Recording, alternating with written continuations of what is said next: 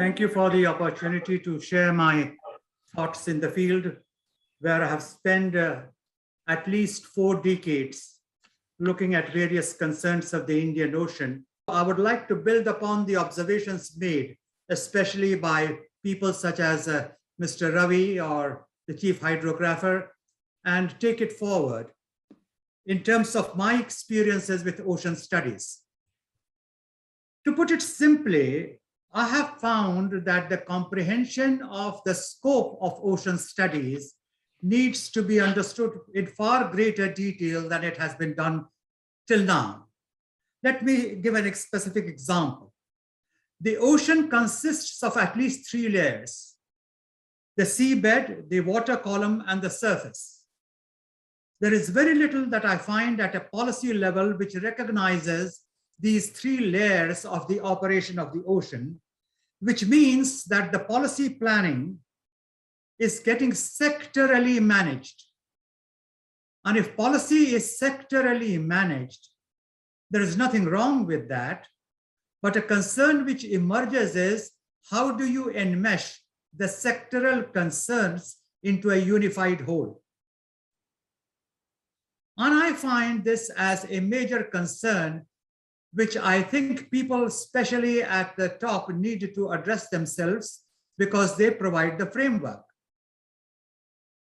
I would like to mention that my first forays in the Indian ocean studies came early in the 70s in the publication of my book, Aspects of Indian Society and Economy, where I noticed that intimate sea linkages were there between the western coast of India and the eastern coast of Africa, not because there were mighty ships sailing across the ocean, but because there were cabotiers who used to carry goods to Ile-de-France and beyond.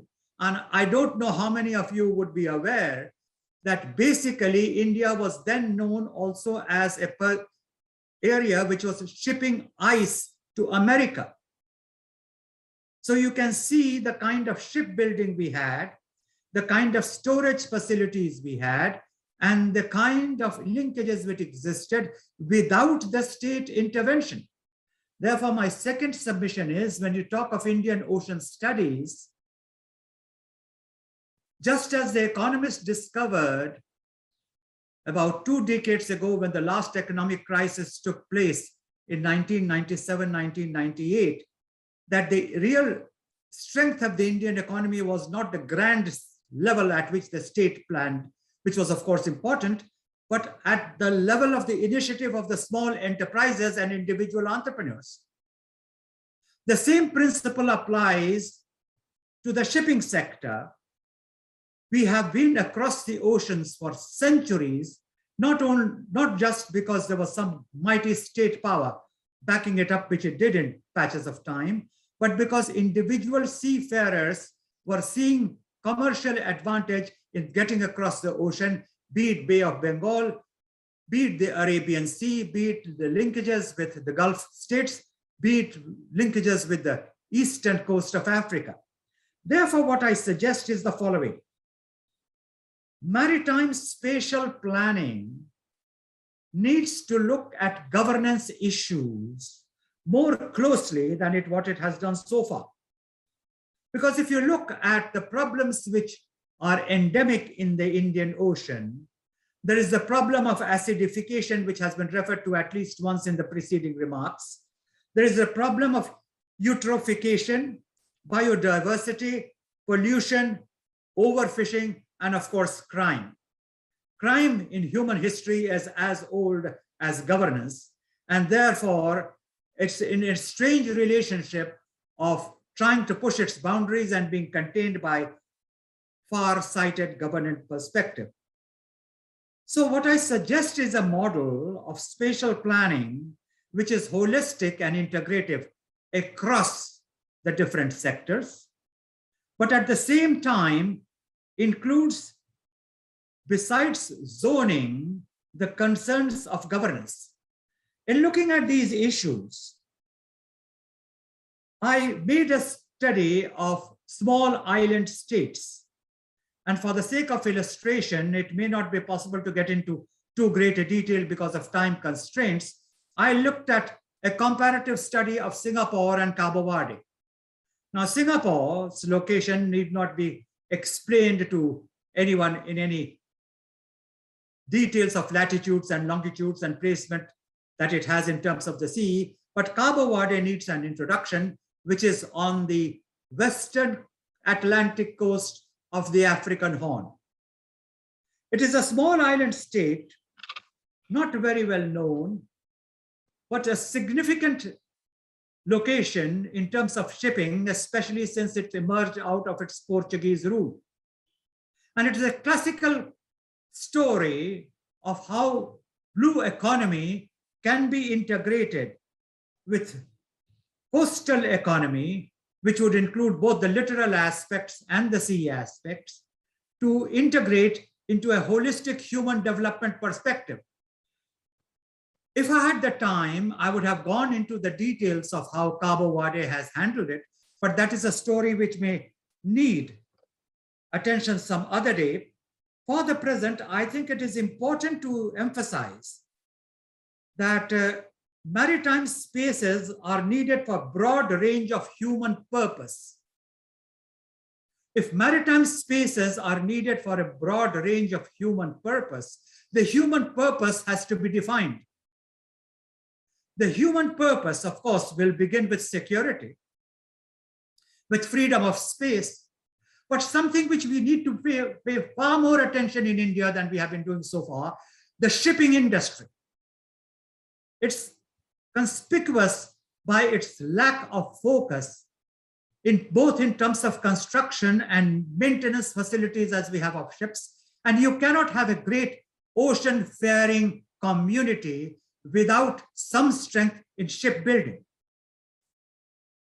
In stating that, it may appear an obvious statement to make, but it needs to be placed squarely on the map. And I would urge the people who matter in the government circles at a policy level to raise the emphasis on shipbuilding, ship maintenance, and the different types of ships which we have. It's not that we don't have the emphasis here. I've been in and out of the Ministry of Shipping and its related interfacing ministries for decades to know that, for example, there is significant shipbuilding in Cochin Shipyard and other details which do not need elaboration before this audience. But the kind of shipbuilding which I'm talking of is a broad range of ships any coastline like India needs to keep in touch with the kind of counterparts of ocean line which are across the seas. In this case, either you go to Burma, Myanmar, or Singapore, or Malaysia on one side, or the African coast on the other side. And we do need internal strength to make sense out of Indian ocean studies. And we at the Society of Indian Ocean Studies are a voluntary society which have a self-assigned role in trying to fill up these gaps through intellectual efforts which are operationally oriented, and we are doing it under the leadership of Ambassador Devare. There are others also like Commodore Samadar, Mr. S.N. Tripathi, and a whole host of other colleagues which are equally distinguished, and that is the real strength of the Society of Indian Ocean Studies. But the fourth submission I would like to make is we want a holistic intellectual frame to move beyond randomly planned and sectorally managed and varying jurisdiction of situations in management of Indian ocean spaces. Let me repeat the three elements which I want to see integrated. Randomly planned should become systemically planned. Sectorally managed must be holistically managed. And varying jurisdictions must have significant interfaces if we are going to make sense of Indian ocean studies. Because the conflicts are many. The conflicts are of economic sectors, the conflict are of maritime users, the conflict are of environmental concerns. And each one rides his favorite hobby horse, and understandably so, because of its significance. But because one is significant, it does not reduce the significance of cognate areas. So my fifth submission is a recognition of the significance of other concerns as fundamentally critical to spatial planning as one's own concern. So what is it that we have at hand?